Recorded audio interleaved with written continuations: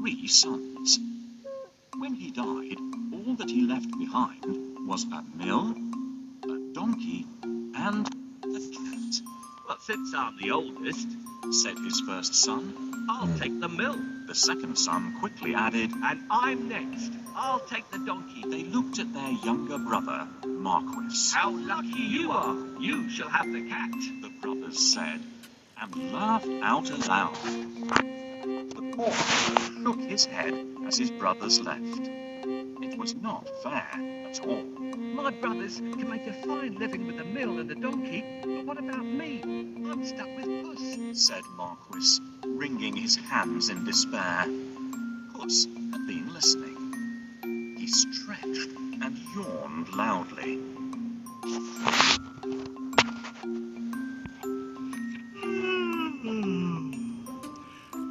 Now, you won't have to worry when I'm around. All I need is a bag and a handsome pair of boots, and I'll be able to take care of us both. Sure you will, thought Marquis.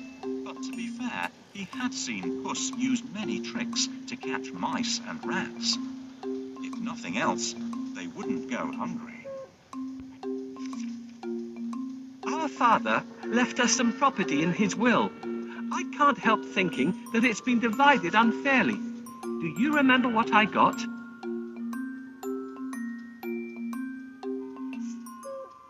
My father has left me this cat. What am I supposed to do with it? You don't have to do anything with me. A talking cat? Did I really hear you speak, or am I dreaming? My dear master, please don't think that I'm useless. Just wait and see what I do, and you'll be happy that I belong to you. How can I be happy when I've only got a cat and nothing else? You will understand soon. But first, can you get me a pair of boots and a sack? Did you forget that I don't have any money? See if you can find a sack here. We'll get the cobbler to make you a pair of boots. Thank you. That's exactly what I need. Now that we have the sack, let's go and get a pair of boots from the cobbler. Found a sack? You're a smart fellow. Come, we'll go and see the cobbler. I'll pay him for the boots later. Yes, this is the cobbler's workshop. I can get my boots here. This is the last pair of boots I have. Let it bring you luck. Thank you. These boots suit me perfectly.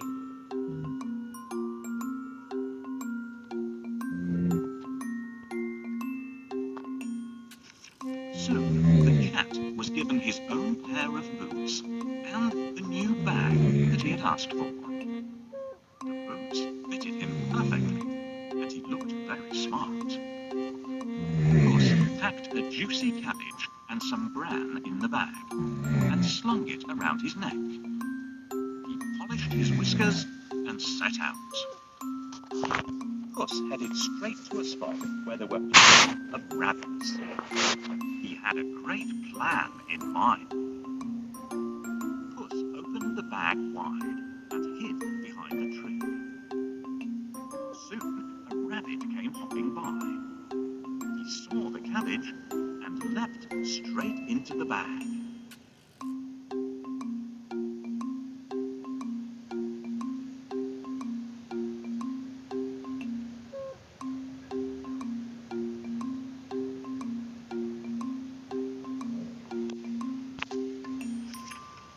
Whoosh! As quick as the wind, Puss grabbed the bag and tied it closed with a piece of string. With the rabbit in his bag, Puss walked straight over to the king's palace. He bowed low and presented him with the rabbit. Your Majesty, said Puss in Boots in a royal voice. this humble gift comes from my master, Lord Marquis of Carabas. This was a fancy name that Puss had chosen for his master. What a thoughtful gift, said the king, who loved roasted rabbit. The next time, Puss managed to catch a brace of partridges, and took them once again to the king. This is wonderful. Tell your master I'm very pleased, said the king, who loved partridge stew even more. This went on for 2 months. Puss was becoming an expert at catching game, and the king was getting plumper. First, I need a food for the rabbit. What do you think rabbits love to eat?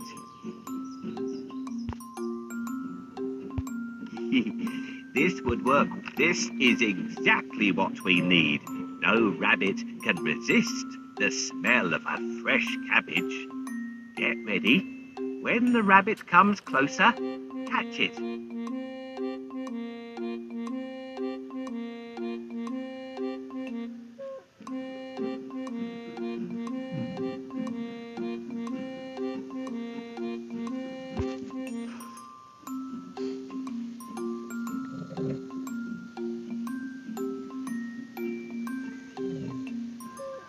Got you.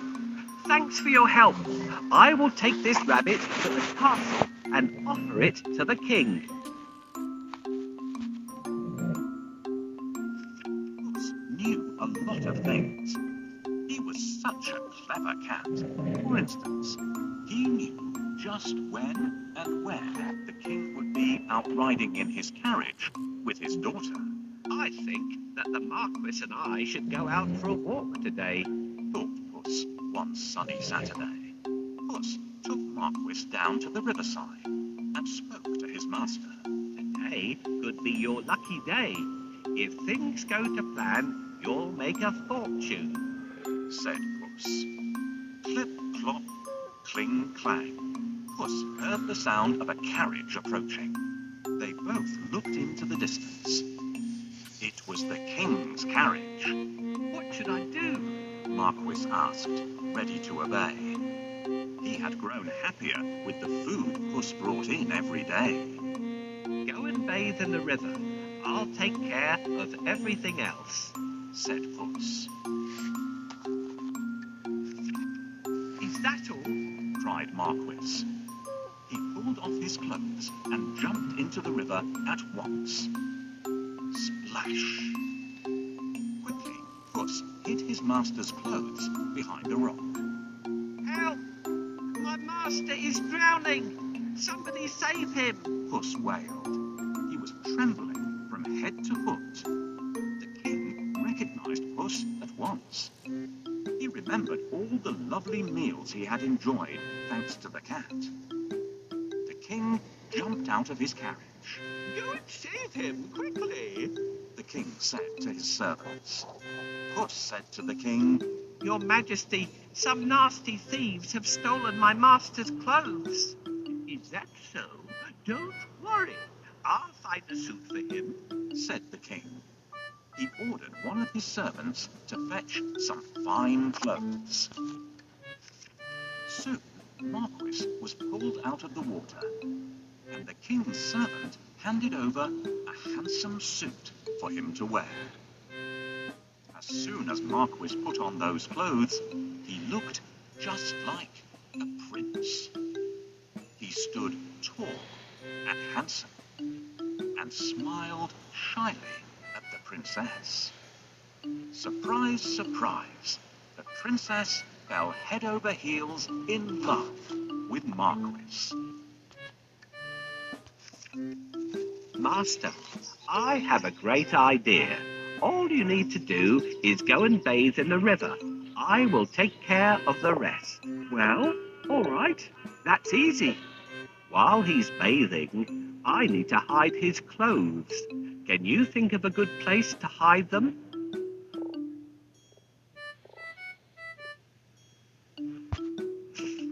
Yes, this is a good place to hide them. The first task is done. We should wait for the king now. Can you see the coach? Your Majesty, please help.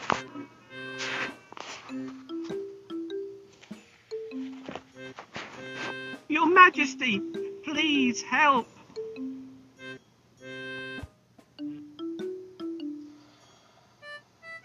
Hurry up!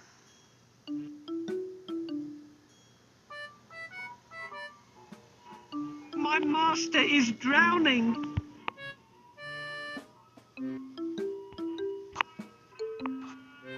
Your Majesty, please help. Coachman, stop here. Somebody is calling for help. Help! Someone, help me, Your Majesty. I'm Puss in Boots.